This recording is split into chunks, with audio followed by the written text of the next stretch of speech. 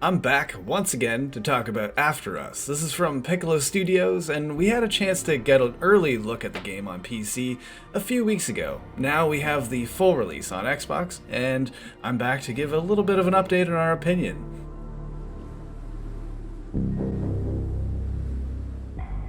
This is a very slow, kind of thoughtful, artistic endeavor to show us a world that's gone too far down a pollution and awful rabbit hole, and you are there as an expression of the life tree of Gaia herself to restore life to the planet.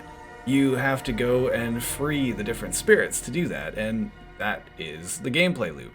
This gameplay loop will have you scouring these really giant open environments, these beautiful scenarios, or often beautifully ugly scenarios, are really up there for you to explore and try and find any of these spirits that you can. You do have an objective that's shown as a little bit of a yellow, and then there's blue side objectives that are again spirits you can unlock, but are optional. You can kind of speed through if you wanted to.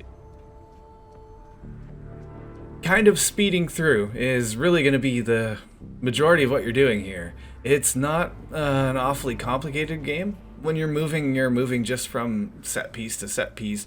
It's a platformer more than anything else. You're finding these little spirits. Maybe it'll be way up on a building somewhere. Okay, well, how do I get up there?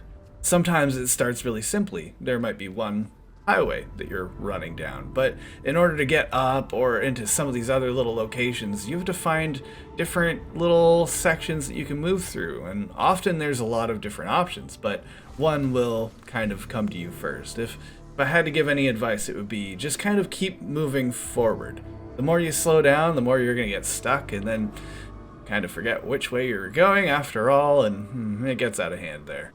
But there are a few different mechanics that'll help you stay clear of that. You can press X, again on Xbox, and that will cause your character to sing out loud, and those song notes will go in the direction of different hints. So you could go forward for the yellow objective. You could go blue for the side objectives. But in any case, that's going to get you out of kind of your comfortable thinking, perhaps. It'll get you to try a different path, and that's the rewarding part of this game.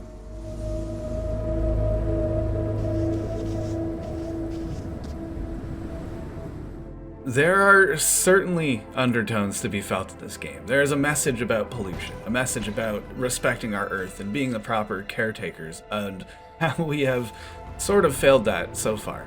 But there is a lot of this represented in oil slicks. There's oil towers that you're going to shut down. You're restoring life, bringing trees back out from the ground and such, but there are also spirits of people, sort of. They're kind of horrific statuette people that will kind of come to attack you. They'll try and stop you from your business, and well, as such, you have to kind of put them down. A lot of the time you can run and avoid the fight, but there are sections that will explicitly make you fight. You will have a bit of a boss fight in a certain scenario.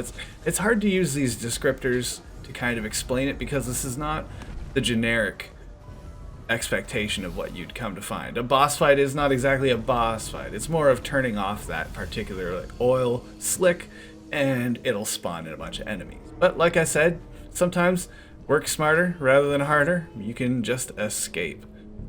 Lastly, I want to touch on the pacing of the game. It is quite slow, just the nature of what you're doing. You're not blasting through enemies or other things that are going to kind of keep your time occupied. You will notice this is quite a long game, but to help that, the pacing of it is quite intelligent, I found.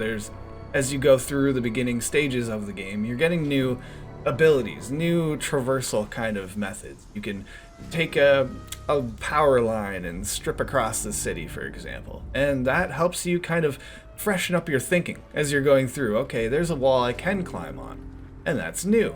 And I found that was really refreshing as the game went on. It really helped kind of keep it from getting stale.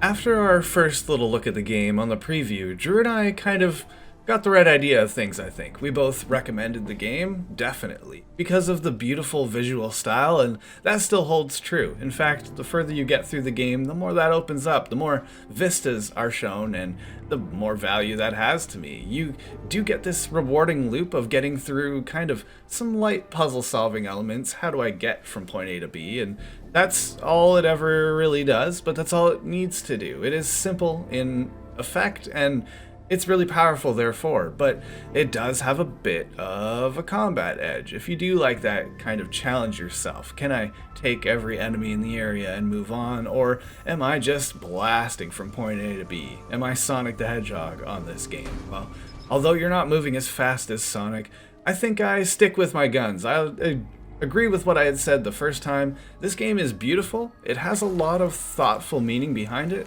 and I definitely recommend this. This is a 8 out of 10. It's, again, not very ambitious, but it nails its mark.